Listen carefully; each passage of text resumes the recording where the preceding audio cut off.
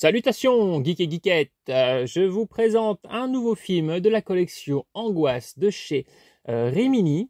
Vous allez peut-être encore entendre un arrière-bruit de fond parce qu'il y a toujours des travaux dans ma rue. Voilà.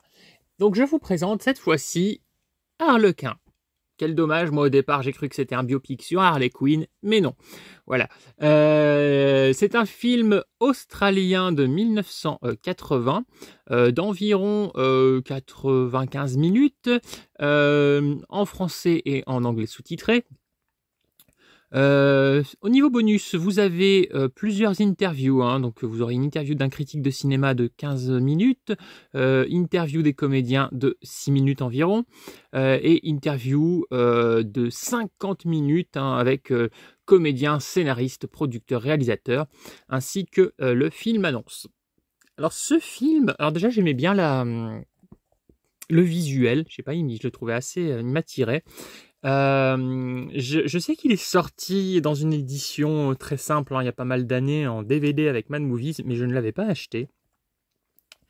Je ne savais pas du tout de quoi ça parlait. Et donc je l'ai découvert complètement à l'aveugle. Et c'était pas mal, c'était assez intriguant. On commence l'histoire avec un petit garçon leucémique qui va mourir. Donc vous voyez déjà de base, c'est très joyeux. Et ce petit garçon, il y a un clown à son anniversaire. On sent qu'il y a quelque chose d'assez particulier avec ce clown ou cet harlequin. Et en fait, cet homme déguisé va revenir voir cette famille et il s'avère qu'il est un guérisseur. Voilà, j'enlève les disques. Comme d'habitude, ma petite remarque, pas de visuel, dommage. Et donc c'est un guérisseur et il va... du coup, il va guérir le petit garçon. La question qui va se poser, c'est qui est ce mec?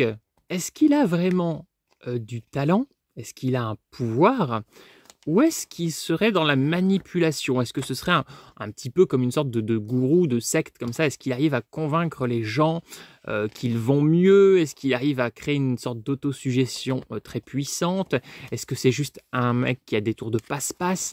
C'est assez intriguant. Les Australiens ont un univers comme ça un petit peu... je trouve qu'ils ont des films avec des atmosphères assez fascinantes, comme Patrick par exemple. Mais par contre, ils ont souvent, j'ai remarqué aussi les Australiens, bon après c'est subjectif, mais des lenteurs. Voilà. Je trouve que Harlequin, alors il n'est pas très long le film. Après, il n'a pas de grosse longueur, ça va. C'est juste qu'au bout d'un moment, je me suis dit oui, bon, maintenant, qu'est-ce qu'ils vont nous proposer? Voilà, on a compris le sujet. Je finissais par me demander, voilà, qu'est-ce que vous allez nous offrir de plus? Le film est surtout... J'ai du mal à le voir vraiment comme un film d'horreur.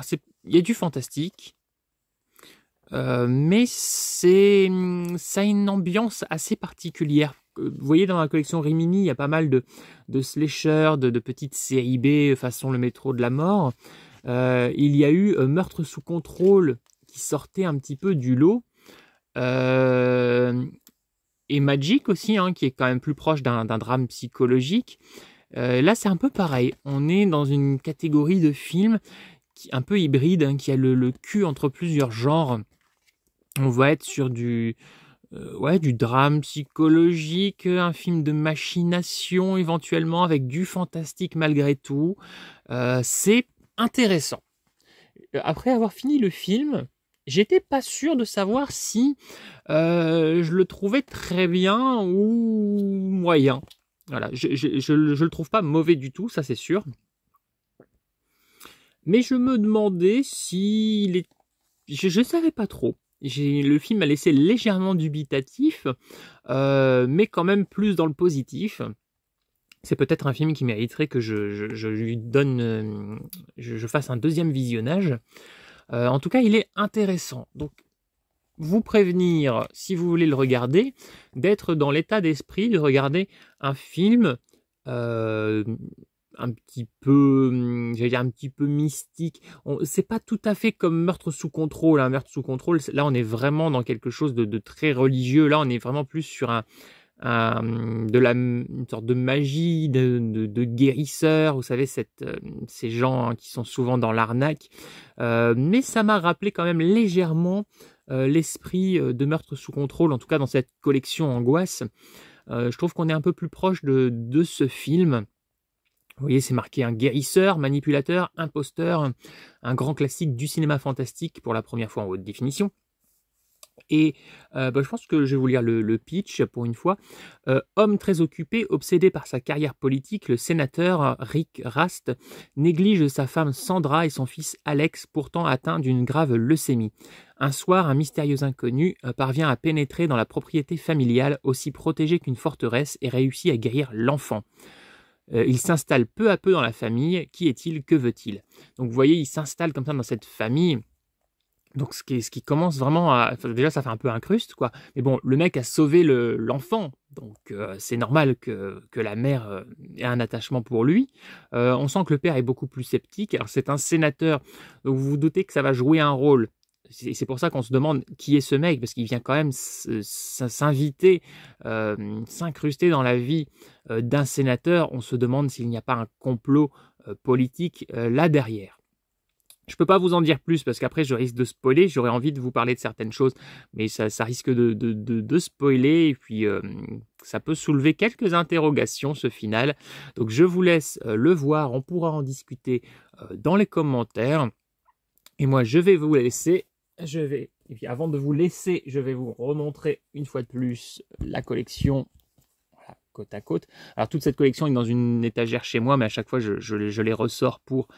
Voilà, vous les montrer comme ça ensemble. Hein. Je trouve que ça fait joli. Hein. C'est dommage qu'il y en ait quelques-uns avec le logo, hein, comme ça. Je le dis à chaque fois. Je pinaille, hein, mais à chaque fois je me dis, mais c'est dommage. Et là, donc sur la tranche, pas de titre et pas l'image du film. Bon, voilà. Moi, je vais... ça commence à faire beaucoup et j'arrive plus à prendre le bloc en entier. Voilà. Eh bien, moi, je vous laisse. Je repars vers la geekerie et au-delà.